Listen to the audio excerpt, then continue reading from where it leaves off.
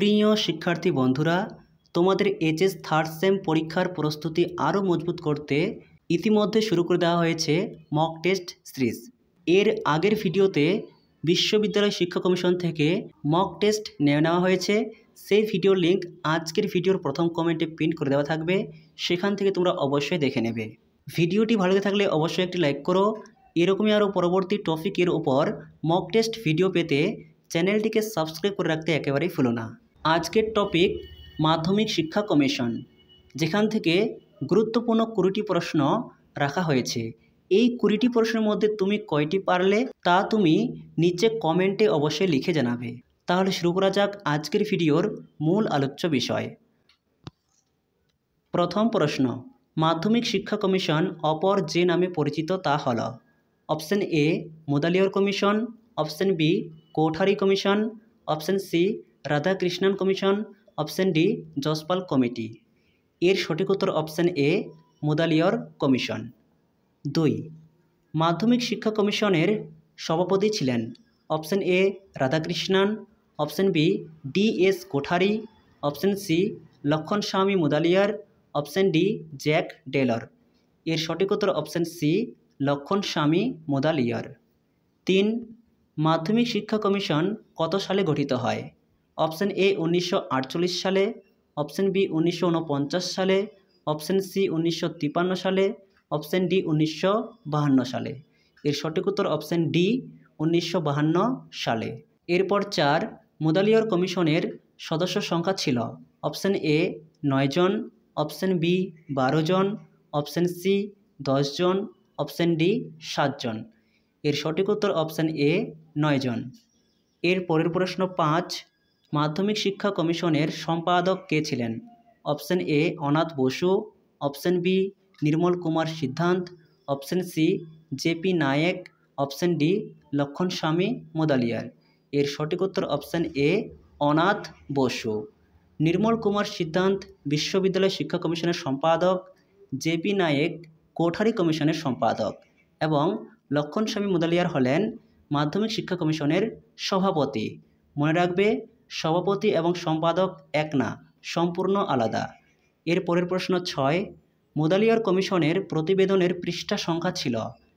Option A 212, option B 311, option C 402, option D 447।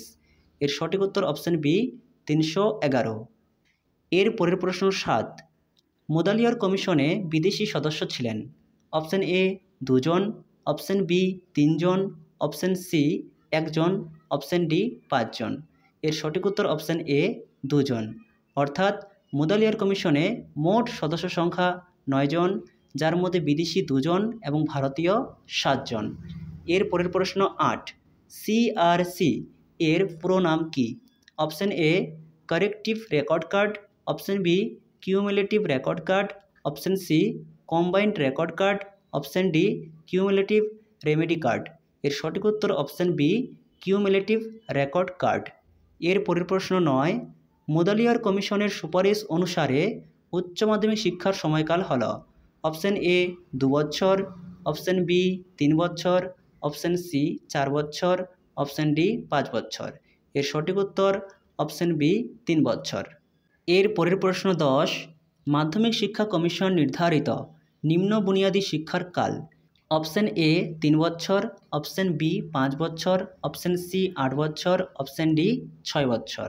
এর সঠিক উত্তর অপশন বি 5 বছর। এরপর 11, মাধ্যমিক শিক্ষা কমিশনে রিপোর্টের অধ্যায় ছিল? অপশন এ 8টি, অপশন বি 12টি, অপশন সি 16টি, অপশন ডি 20টি। এর সঠিক উত্তর অপশন সি 16টি।